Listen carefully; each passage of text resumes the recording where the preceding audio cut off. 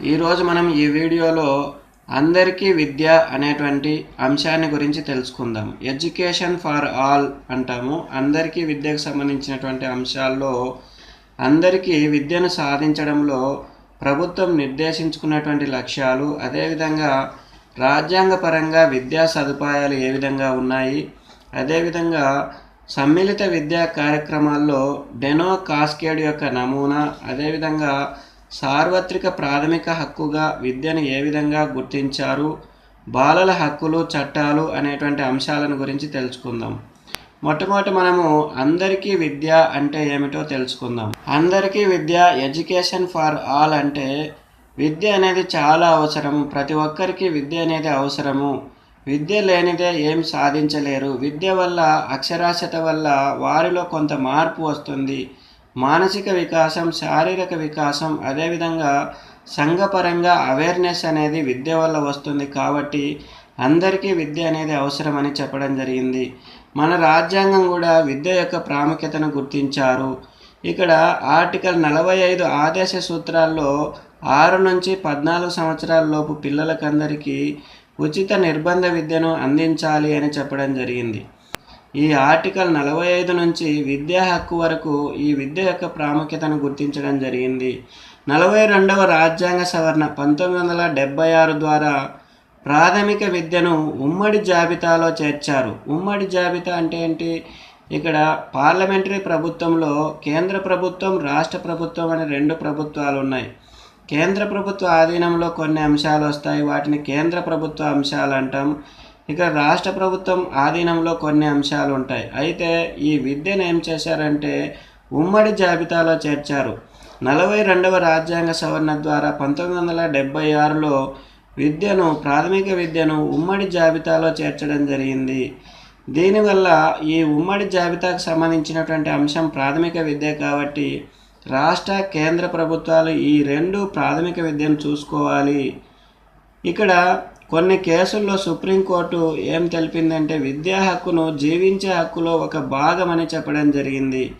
Unnikrishnan versus Andhra Pradesh 1993 కేసులో ప్రాథమిక విద్యా హక్కును ఒక ప్రాథమిక హక్కుగా సుప్రీంకోర్టు వ్యాఖ్యానించింది. మొట్టమొదట రాజ్యాంగంలోని ఆదేశ సూత్రాల్లోని ఆర్టికల్ 45లో పొందుపరిచినటువంటి ఈ విద్యకు సంబంధించినటువంటి అంశము విద్యా హక్కు చట్టంగా మార్పు చెందింది. 2002 రాజ్యాంగ సవరణ ద్వారా, 86వ రాజ్యాంగ సవరణ ద్వారా ప్రాథమిక హక్కుల్లో ఆర్టికల్ 21(a)లో చేర్చడం వల్ల ఈ ప్రాథమిక విద్య అనేది విద్యా హక్కుగా మార్పు చెందడం జరిగింది. విద్యా హక్కు చట్టం అంటాము. ఈ విద్యా హక్కు చట్టం ఏం చెప్తుంది అంటే అందరికీ విద్య అనేది చాలా అవసరము. ప్రతి ఒక్కరికి విద్యను నేర్పించాలి, నిర్బంధంగా విధిగా విద్యను నేర్పించాలి అని చెప్పడం జరిగింది. కాబట్టి ఎడ్యుకేషన్ ఫర్ ఆల్, అందరికీ విద్య అనేది ప్రాముఖ్యతను సంతరించుకుంది. ఇక్కడ మన భారత ప్రభుత్వం కూడా అందరికీ విద్యను కల్పించాలి అనేటువంటి ఉద్దేశంతో అనేక లక్ష్యాలను నిర్ధారించుకోవడం జరిగింది. ఈ లక్ష్యాలు ఏ విధంగా ఉన్నాయి అంటే చూడండి. 1వది పూర్వ ప్రాథమిక విద్యా కేంద్రాల యొక్క విస్తరణ, 2వది సార్వజనీన ఎలిమెంటరీ విద్య, 3వది అక్షరాస్యతను సాధించడం, 4వది నియత అనియత విద్య ద్వారా విద్యను కొనసాగించడానికి అవకాశాలను కల్పించడం, 5వది మహిళా సాధికారత, 6వది జీవన నైపుణ్యాలు పెంపొందించడానికి విద్యా విషయాలు, ప్రక్రియలను మెరుగుపరచడం. ఇక్కడ మొట్టమొదటిది చూడండి, పూర్వ ప్రాథమిక విద్యా కేంద్రాల విస్తరణ. పూర్వ ప్రాథమిక విద్యా కేంద్రాలు అంటే ఏవి అంటే పిల్లవాడు బడిలో చేరకముందు, ప్రాథమిక విద్యకు ముందు పూర్వ ప్రాథమిక విద్యా కేంద్రాలు అనేవి ఉన్నాయి. ఈ పూర్వ ప్రాథమిక విద్యా కేంద్రాల ద్వారా విద్యను అలవాటు చేయడం, స్కూలుకు వెళ్ళేటువంటి అలవాటును ఇక్కడ పెంపొందించేదానికి పూర్వ ప్రాథమిక విద్యా కేంద్రాల యొక్క విస్తరణ అనేది జరిగింది. తర్వాత ఇక్కడ 2వది చూడండి, సార్వజనీన ఎలిమెంటరీ విద్య. సార్వజనీన ఎలిమెంటరీ విద్య అంటే ప్రతి ఒక్కరికి ఈ ఎలిమెంటరీ విద్యను అందించాలి అనేటువంటి ఉద్దేశంతో ఈ సార్వజనీన ఎలిమెంటరీ విద్య, యూనివర్సల్ ఎలిమెంటరీ ఎడ్యుకేషన్ అనే దాన్ని ఏర్పాటు చేయడం జరిగింది. ఇక్కడ 14 సంవత్సరాల లోపు ఉన్నటువంటి పిల్లలకు అందరికీ ఎలిమెంటరీ విద్యను అందుబాటులోకి తీసుకురావడం అనేది యుఈఈ యూనివర్సల్ ఎలిమెంటరీ ఎడ్యుకేషన్ యొక్క లక్ష్యం. అదేవిధంగా నియత అనియత విద్యా కార్యక్రమాల ద్వారా ఎలిమెంటరీ విద్యను పూర్తి చేసిన తర్వాత వారికి నియత అనియత విద్యా కార్యక్రమాల ద్వారా సార్వజనీన విద్యలో భాగస్వాములుగా చేయడం. సార్వజనీన విద్య అంటే ఎలిమెంటరీ విద్య పూర్తి చేసిన తర్వాత మిగతా విద్యను సార్వజనీన విద్య అంటాం. ఈ సార్వజనీన విద్యను నియత అనియత విద్యా కార్యక్రమాల ద్వారా కొనసాగించడం. అదేవిధంగా కనీస అభ్యసన స్థాయిలను సాధించేదానికి ప్రయత్నం చేయడం. ఈ విధంగా సార్వజనీన ఎలిమెంటరీ విద్యను సాధించడం. అదేవిధంగా మూడవది చూడండి, అక్షరాస్యతను సాధించడం. అక్షరాస్యత అంటే ప్రతి ఒక్కరికి ఈ అక్షర జ్ఞానం అనేది అవసరం, చదువు అనేది అవసరము. చదువు యొక్క ప్రాముఖ్యతను ఈ అక్షరాస్యత ద్వారా గుర్తించడం జరిగింది. 15 నుంచి 35 సంవత్సరాల వయసు ఉన్నటువంటి వారిలో నిరక్షరాస్యతను తగ్గించి అణగారిన వర్గాల్లో కనీసం 80% అక్షరాస్యతను సాధించాలని ప్రభుత్వం లక్ష్యంగా నిర్దేశించుకోవడం జరిగింది. అదేవిధంగా నియత అనియత విద్య ద్వారా అంటే ఎలిమెంటరీ విద్యను పూర్తి చేసిన తర్వాత నియత అనియత విద్యల ద్వారా వారి యొక్క విద్యను కొనసాగించడానికి అనేక అవకాశాలను కల్పించడం. అదేవిధంగా మహిళా సాధికారత అంటే విద్యలో భాగంగా మహిళలకు బాలబాలికలకు ముఖ్యంగా బాలికల విద్యను ప్రోత్సహించడానికి మహిళా సాధికారతను సాధించేదానికి ఈ బాలికల విద్య అనేది ఎంతగానో ఉపయోగపడుతుంది. కాబట్టి బాలికలకు చదువు చెప్పించడం నిర్బంధంగా విధిగా ఈ బాలికా విద్యను మనం ప్రోత్సహించినట్టయితే మహిళా సాధికారతను సాధించవచ్చు అని పేర్కొనడం జరిగింది. కాబట్టి ప్రభుత్వ లక్ష్యాల్లో మహిళా సాధికారత సాధించే దానికోసము బాలికలకు విద్యను చెప్పించడం అనేది ముఖ్యమైనటువంటి అంశం. ఇక్కడ జీవన నైపుణ్యాలు పెంపొందించడానికి విద్యా విషయాలు ప్రక్రియలను మెరుగుపరచడం. విద్యా విషయాలను ప్రక్రియలను మెరుగుపరచడం అంటే విద్యను అందించడం ద్వారా విద్యకు సంబంధించినటువంటి అంశాలను పూర్తిగా నేర్పడం ద్వారా జీవన నైపుణ్యాలు జీవన ప్రమాణాలు మనం పెంపొందించవచ్చు. వారిలో జీవన నైపుణ్యాలను పెంపొందించడానికి విద్య అనేది చాలా అవసరమవుతుంది. ఈ విధంగా ప్రభుత్వ లక్ష్యాలను రూపొందించుకున్నారు. ఈ ప్రభుత్వ లక్ష్యాల ద్వారా అందరికీ విద్యను సాధించడం అనేది ముఖ్యమైనటువంటి అంశం. అందరికీ విద్యను అందించడం కోసం మన భారత రాజ్యాంగంలో అనేక అంశాలను పొందుపరచడం జరిగింది. మన భారత రాజ్యాంగంలో ఉన్నటువంటి ప్రాథమిక హక్కులు, ప్రాథమిక విధులు, ఆదేశ సూత్రాలు ఈ మూడింటిలో కూడా అనేక ఆర్టికల్స్ ఉన్నాయి. ఇవి విద్య యొక్క ప్రాముఖ్యతను తెలియజేస్తూ ఉన్నాయి. మొట్టమొదట ప్రాథమిక హక్కుల గురించి తెలుసుకుందాం. ప్రాథమిక హక్కులు అంటే ప్రభుత్వాలు ఖచ్చితంగా పాటించాల్సినటువంటి అంశాలను ప్రాథమిక హక్కులు అంటాం. ఈ ప్రాథమిక హక్కులకు ఏదైనా భంగం కలిగినట్టయితే న్యాయస్థానాల్లో జోక్యం చేసుకోవచ్చు. న్యాయస్థానాలు ప్రశ్నించేటువంటి హక్కు ఉంటుంది. కాబట్టి ప్రాథమిక హక్కుల్లో ఏవైతే చేరుస్తారో అవి ఖచ్చితంగా ప్రభుత్వాలు పాటించాల్సి ఉంటుంది. ఇక్కడ ప్రాథమిక హక్కుల్లో విద్యను చేర్చడం జరిగింది. ఆర్టికల్ 21A ప్రాథమిక హక్కుల్లోని ఆర్టికల్ 21A ఏం తెలుపుతుందంటే 6 నుంచి 14 సంవత్సరాలలోపు బాలబాలికలకు తప్పనిసరిగా నిర్బంధ ఉచిత విద్యను అందించాలి. ఇక్కడ విద్యను విద్యా హక్కుగా గుర్తించడం జరిగింది. ఎప్పుడు అంటే ఇది 2002లో 86వ రాజ్యాంగ సవరణ ద్వారా ఈ విద్యా హక్కు చట్టాన్ని తీసుకొని రావడం జరిగింది. విద్యా హక్కు చట్టం ద్వారా రాజ్యాంగంలోని ఆర్టికల్ 21Aలో ప్రాథమిక హక్కుల్లో దీన్ని చేర్చడం జరిగింది. ప్రాథమిక హక్కుల్లో చేర్చడం వల్ల ఏమవుతుందంటే ఖచ్చితంగా ప్రభుత్వాలు దీన్ని పాటించాలి.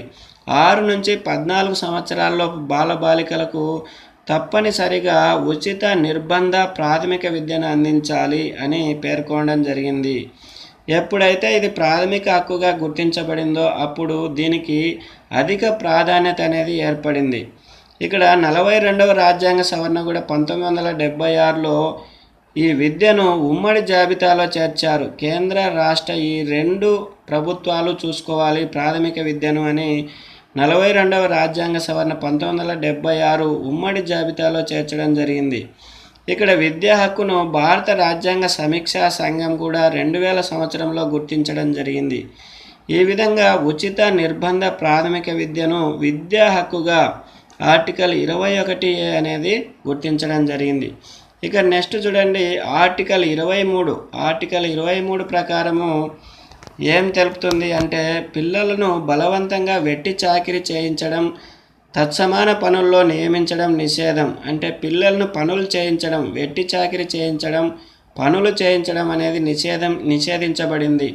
అంటే ఆర్టికల్ 23 ప్రకారం పని చేయరాదు. పిల్లలు పని చేయరాదంటే వాళ్ళు ఏం చేయాలి? పిల్లలతో ఎలాంటి పని చేయకుండా విద్యను అభ్యసించే విధంగా చూడటం అనేది ఆర్టికల్ 23 అనేది తెలుపుతుంది. వెట్టి చాకిరీ నిషేధం. ఆర్టికల్ 23 ఏం చెప్తుంది? వెట్టి చాకిరీ నిషేధం. పిల్లలను పనులు చేయించడం నిషేధం. పిల్లలను పనులు చేయించకుండా ఏం చేయాలి అంటే విద్యను అభ్యసించే విధంగా చూడాలి. నెక్స్ట్ చూడండి ఆర్టికల్ 24 ఏం తెలుపుతుందంటే పిల్లల చేత వారి ఆరోగ్యానికి భంగం కలిగించేటువంటి హానికర కర్మాగారాల్లో ప్రమాదకరమైనటువంటి పనులు చేయించడం నిషేధం. 1986 బాల కార్మికుల చట్టాల్లో సవరణలు చేయడం జరిగింది. 2006 అక్టోబర్ 10న కొత్త బాల కార్మికుల చట్టం అనేది అమల్లోకి రావడం జరిగింది. ఆర్టికల్ 24 ఏం తెలుపుతుంది అంటే పిల్లల చేత వారి ఆరోగ్యానికి భంగం కలిగించేటువంటి హానికరమైనటువంటి కర్మాగారాల్లో ప్రమాదకరమైనటువంటి పనులు చేయించడం అనేది నిషేధించడం జరిగింది. నెక్స్ట్ ఇక్కడ చూడండి ప్రాథమిక విధులు. రాజ్యాంగం 4A భాగంలో 51Aలో 42వ రాజ్యాంగ సవరణ ద్వారా ప్రాథమిక విధులను చేర్చడం జరిగింది. ఈ ప్రాథమిక విధులు అనేటివి 4A భాగంలో ఉన్నాయి. రాజ్యాంగంలో 4A భాగంలో ఉన్నాయి. 11 ప్రాథమిక విధులను 51Aలో 42వ రాజ్యాంగ సవరణ ద్వారా చేర్చడం జరిగింది. ఈ 11 ప్రాథమిక విధుల్లో 11వ ప్రాథమిక విధి ఏం తెలుపుతుంది అంటే 6 నుంచి 14 సంవత్సరాల్లో పిల్లలకి తల్లిదండ్రులు సంరక్షకులు విధిగా చదువు చెప్పించాలి అని చెప్తుంది. 11వ ప్రాథమిక విధి ఏం చెప్తుంది? 6 నుంచి 14 సంవత్సరాలలోపు పిల్లలకి తల్లిదండ్రులు సంరక్షకులు విధిగా చదువు చెప్పించాలి. చదువు అనేది చాలా ప్రాముఖ్యమైనటువంటి అంశంగా గుర్తించడం జరిగింది. భారత పౌరులు అనేవాళ్ళు ఏ విధులు చేయాలి అని 11 విధులను చేర్చడం జరిగింది. ఈ 11 విధుల్లో 11వ ప్రాథమిక విధి ఏం తెలుపుతుంది అంటే విద్య గురించి చెప్తుంది. 6 నుంచి 14 సంవత్సరాలలోపు పిల్లలకి తల్లిదండ్రులు సంరక్షకులు విధిగా చదువు చెప్పించాలి అని 11వ ప్రాథమిక విధి అనేది తెలియజేస్తుంది. నెక్స్ట్ ఆదేశ సూత్రాల్లో విద్యకు సంబంధించినటువంటి ఆర్టికల్స్ 2 ముఖ్యమైనవి ఉన్నాయి. ఈ ఆదేశ సూత్రాలు అంటే ఏంటివి? Directive principles of state policy అంటే ఆదేశ సూత్రాలు. వీటినే నిర్దేశక నియమాలు అంటాం. అంటే ప్రభుత్వాలు పాటించాల్సినటువంటి నిర్దేశక నియమాలు ఇందులో ఉంటాయి. అంటే ప్రభుత్వాలు వీటిని ఖచ్చితంగా పాటించాల్సినటువంటి అవసరం లేదు. ఆదేశ సూత్రాలకు సంబంధించి ఏదైనా భంగం కలిగితే న్యాయస్థానాల్లో ప్రశ్నించేటువంటి హక్కు లేదు. ఇక్కడ ఆదేశ సూత్రాలకు సంబంధించి 2 ఆర్టికల్స్ ఉన్నాయి. Article 41, article 45. ఆర్టికల్ 41 ఏం తెలుపుతుందంటే పని విద్యను పొందేటువంటి హక్కు ద్వారా ప్రజలు కొన్ని సందర్భాల్లో సహాయం పొందేటువంటి అంశాలు ఉన్నాయి. అంటే దీనివల్ల ప్రతి పిల్లవాడికి విద్యను అందించేటువంటి హక్కును కల్పించడం అనేది దీంట్లో ఆర్టికల్ 41 తెలుపుతుంది. అంటే పని విద్యను పొందేటువంటి హక్కు ద్వారా ప్రతి పిల్లవాడికి విద్యను పొందేటువంటి హక్కును కల్పించడం జరిగింది. Next article 45. ఆర్టికల్ 45 ఏం తెలుపుతుందంటే 14 సంవత్సరాల్లో పిల్లలకి ఉచిత నిర్బంధ విద్యను అందించాలి అని తెలుపుతుంది. ఈ విధంగా ఆదేశ సూత్రాలకు సంబంధించి, ప్రాథమిక విధులకు సంబంధించి, ప్రాథమిక హక్కులకు సంబంధించి అనేక అంశాలు అందరికీ విద్య యొక్క ప్రాధాన్యతను తెలియజేస్తున్నాయి. అందరికీ విద్యను అందించాలి అని మన రాజ్యాంగం అనేది ఖచ్చితంగా చెప్తూ ఉంది. నెక్స్ట్ మనం ఇప్పుడు డెనో కాస్కేడ్ నమూనా గురించి తెలుసుకుందాం. సమ్మిళిత విద్యా కార్యక్రమాల్లో డెనో కాస్కేడ్ నమూనా అనేది అతి ప్రాముఖ్యత సంతరించుకున్నటువంటి నమూనా. ఈ డెనో కాస్కేడ్ నమూనా ఏం తెలుపుతుందంటే ప్రత్యేక అవసరాలు ఉన్నటువంటి పిల్లలకి విద్యను అందించడంలో 6 అంశాలు తోడ్పడతాయని చెప్పడం జరిగింది.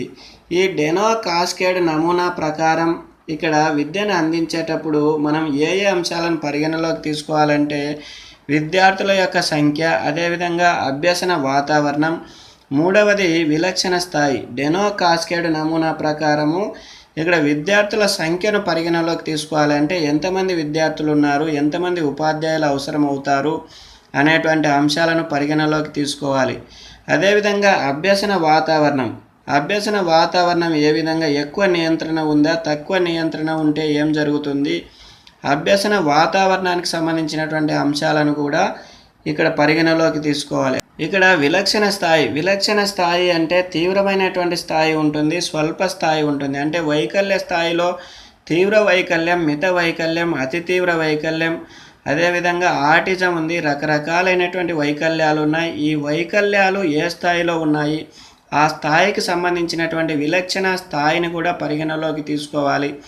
ఇక్కడ డెనో కాస్కేడ్ నమూనా ప్రకారము ప్రత్యేక అవసరాలు ఉన్నటువంటి పిల్లలకి విద్యను అందించాలి అంటే ఈ 3 రకాలైనటువంటి అంశాలను దృష్టిలో ఉంచుకోవాలి. ఈ 3 రకాలైనటువంటి అంశాలను దృష్టిలో ఉంచుకొని విద్యా ప్రణాళికలను అనేటువంటి వాటిని రూపొందించాలి.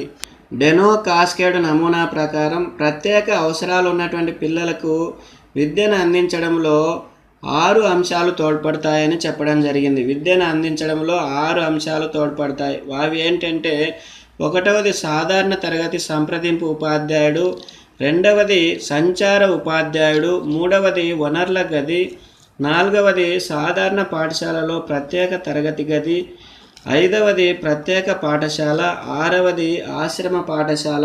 ఈ 6 అంశాలు ఈ ప్రత్యేక అవసరాలు ఉన్నటువంటి పిల్లలకు విద్యను అందించడంలో తోడ్పడతాయని డెనో కాస్కేడ్ నమూనా తెలపడం జరిగింది. ఇక్కడ మొట్టమొదటి చూడండి, సాధారణ తరగతి సంప్రదింపు ఉపాధ్యాయుడు. సాధారణ తరగతి సంప్రదింపు ఉపాధ్యాయుడు అంటే సాధారణ పాఠశాలలో ఉపాధ్యాయుడు ఉంటాడు. ఈ ఉపాధ్యాయుడు పిల్లలకి అందరికీ కలిపి పాఠాలు చెప్తూ ఉంటాడు. ఇక్కడ తరగతి గదిలో 1 లేదా 2 లేదా 3 పిల్లలు ప్రత్యేక అవసరాలు ఉన్నటువంటి పిల్లలు ఉంటారు. వారితో కలిపి విద్యను అందిస్తూ ఉంటాడు. ఇతన్ని సాధారణ తరగతి గది సంప్రదింపు ఉపాధ్యాయుడు అంటాం. సాధారణ తరగతి సంప్రదింపు ఉపాధ్యాయుడు. ఇక్కడ 2వ చూడండి, సంచార ఉపాధ్యాయుడు. సంచార ఉపాధ్యాయుడు అంటే ఒక చోట నుండి ఇంకో చోటికి ఇక్కడ వెళ్ళి అక్కడ విద్యార్థులను గుర్తించి ఆ విద్యార్థులకు సంబంధించినటువంటి అంశాలను ఆయన గమనిస్తూ ఉంటాడు. అన్ని పాఠశాలలకు వెళ్తాడు. అన్ని పాఠశాలకు వెళ్ళి మండలంలో ఉన్నటువంటి వివిధ పాఠశాలల్లో ప్రత్యేక అవసరాలు ఉన్నటువంటి విద్యార్థులను గుర్తించి వారిని అందరినీ ఒక చోటికి చేర్చి బోధిస్తాడు. ఈయననే సంచార ఉపాధ్యాయుడు అని అంటాం. ఇక్కడ 3వ చూడండి, వనరుల గది. వనరుల గది అంటే టీచింగ్ లెర్నింగ్ మెటీరియల్. ప్రత్యేక అవసరాలు ఉన్నటువంటి పిల్లలకి ప్రత్యేకమైనటువంటి బోధనోపకరణాలు అవసరమవుతాయి.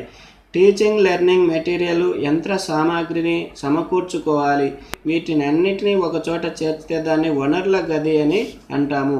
సాధారణ పాఠశాలల్లో ప్రత్యేక తరగతి గది అంటే సాధారణ పాఠశాలలో అందరూ సాధారణ విద్యార్థులు చదువుతూ ఉంటారు. వారిలో ఉన్నటువంటి ప్రత్యేక విద్యార్థులను వేరు చేసి వారికి ప్రత్యేకమైనటువంటి తరగతి గదిలో బోధించడాన్ని ఈ ప్రత్యేక తరగతి గది, సాధారణ పాఠశాలలో ప్రత్యేక తరగతి గదిలో బోధించాలి.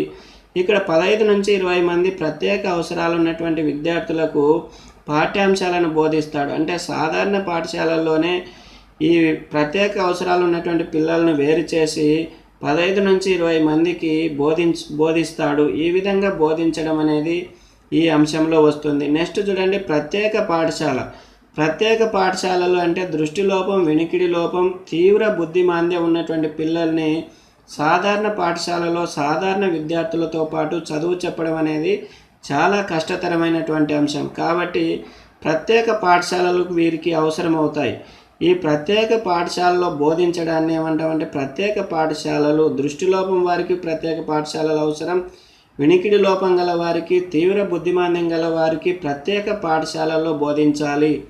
నెక్స్ట్ ఆశ్రమ పాఠశాల. ఆశ్రమ పాఠశాల అంటే విద్యార్థుల యొక్క తరగతి గది, విద్యార్థులకు సంబంధించినటువంటి ఆవాసము, ఈ 2 ఒకే పాఠశాలలో ఉన్నట్టయితే దాన్ని ఆశ్రమ పాఠశాల అని అంటాం. ఈ ఆశ్రమ పాఠశాల యొక్క ప్రత్యేకత ఏంటి, ఈ ఆశ్రమ పాఠశాలకు సాధారణ పాఠశాలకు తేడా ఏంటి అంటే, సాధారణ పాఠశాలలో విద్యార్థులు విద్యా కార్యక్రమాలు అయిపోయిన తర్వాత ఇంటికి వెళ్ళి తిరిగి మళ్ళీ పాఠశాలకు వస్తారు. అయితే ఇక్కడ ఆశ్రమ పాఠశాలలో ఏం జరుగుతుంది అంటే తరగతి గది, ఆవాసం 2 ఒకే చోట ఉండడం వల్ల విద్యార్థులు విద్యా కార్యక్రమాల అనంతరము వారికి సంబంధించినటువంటి అదే పాఠశాలల్లోనే నివాసం ఉంటారు. దీన్ని ఇటువంటి పాఠశాలలో ఏం జరుగుతుందంటే విద్యాభ్యాసం తర్వాత కూడా విద్యార్థులు ఉపాధ్యాయుల యొక్క పర్యవేక్షణలో ఉంటారు.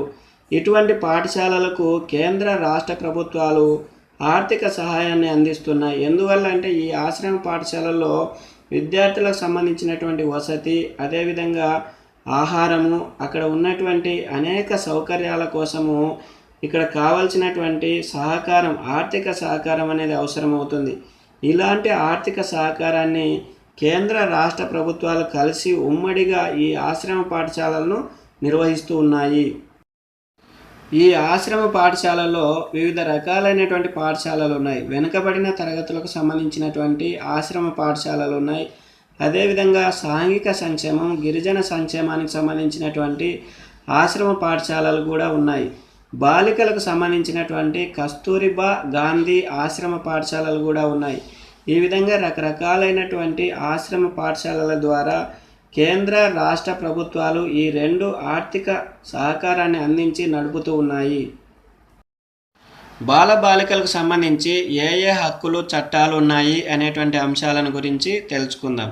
మొట్టమొదటి మనము పిల్లలు అంటే ఎవరు, బాలబాలికలు అంటే ఎవరు, ఎన్ని సంవత్సరాలలోపు వారిని పిల్లలుగా గుర్తించాలి అనేటువంటి అంశాలను వివిధ సంస్థలు పరిగణలోకి తీసుకున్నాయి. ఇక్కడ చూడండి, ఐక్యరాజ్య సమితి ముసాయిదా ప్రకారము 18 సంవత్సరాలలోపు వారిని పిల్లలుగా గుర్తించడం జరిగింది. మన భారతదేశంలో నిర్దిష్టమైనటువంటి అంశాలు లేకపోయినప్పటికీ భారత జనగణన ఏం తెలుపుతుందంటే భారత జనగణన ప్రకారము 14 సంవత్సరాలలోపు వారిని పిల్లలుగా గుర్తించడం జరిగింది. సామాజిక శాస్త్రవేత్తలు అయితే ఏం చేశారంటే 15 నుంచి 19 సంవత్సరాలలోపు, 15 సంవత్సరాల నుండి 19 సంవత్సరాలలోపు పిల్లలను ఆడపిల్లలుగా నిర్వచించడం జరిగింది. ఆడపిల్లలను ఏ విధంగా నిర్వచించారు అంటే సామాజిక శాస్త్రవేత్తలు 15 నుంచి 19 సంవత్సరాలలోపు వారిని ఆడపిల్లలుగా నిర్వచించారు. ఇక్కడ భారత మెజార్టీ చట్టం 1875, భారత మెజార్టీ చట్టం 1875 ప్రకారము పిల్లలు అంటే ఎవరు అంటే 18 సంవత్సరాలలోపు బాలికలు, 21 సంవత్సరాలలోపు బాలురు, వీరిని పిల్లలుగా గుర్తించడం జరిగింది.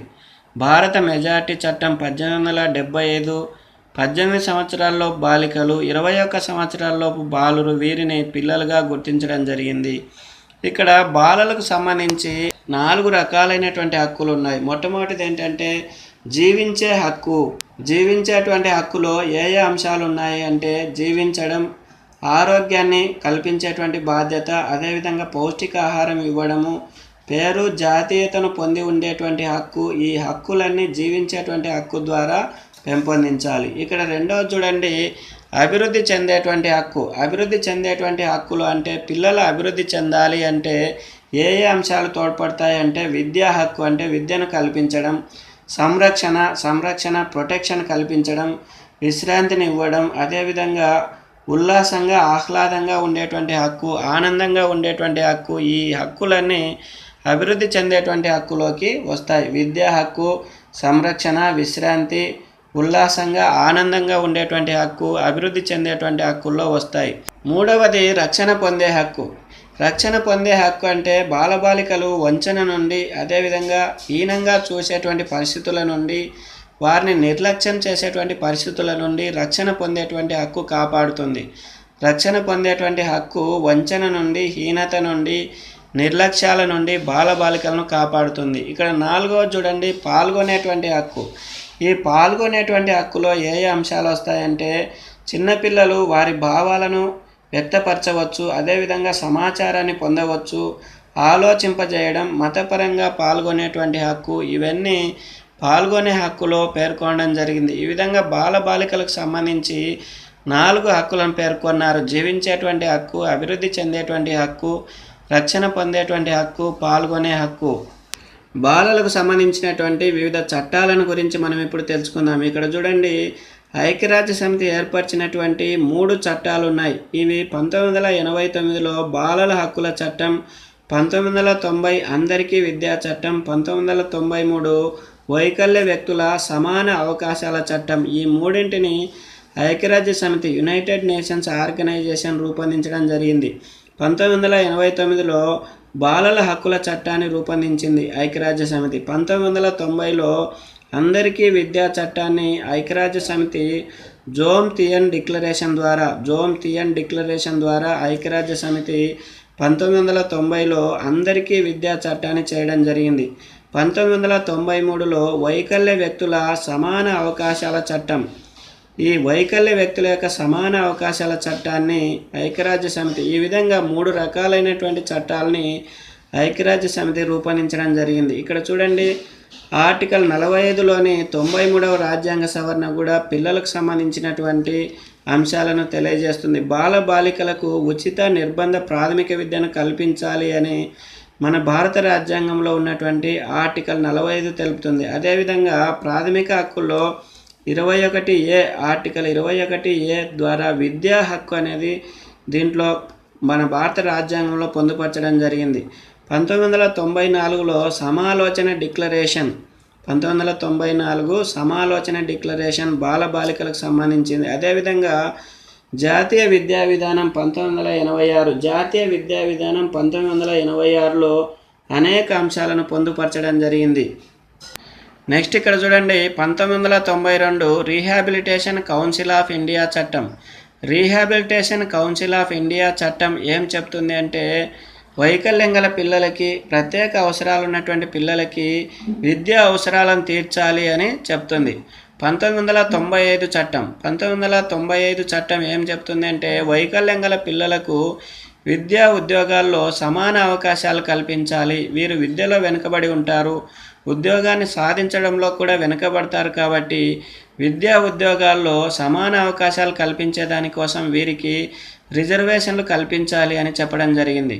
1999 వైకల్యం గల పిల్లలకు నేషనల్ ట్రస్ట్ చట్టాన్ని రూపొందించడం జరిగింది. అంటే బహుళ వైకల్యాలు ఉన్నటువంటి పిల్లలు, ఆటిజం కానీ, మెంటల్ రిటార్డేషన్ కానీ, తీవ్ర మానసిక వైకల్యం ఉన్నటువంటి పిల్లలకి ఈ నేషనల్ ట్రస్ట్ చట్టం 1999కి సంబంధించి అనేక సౌకర్యాలను కల్పించడం జరిగింది.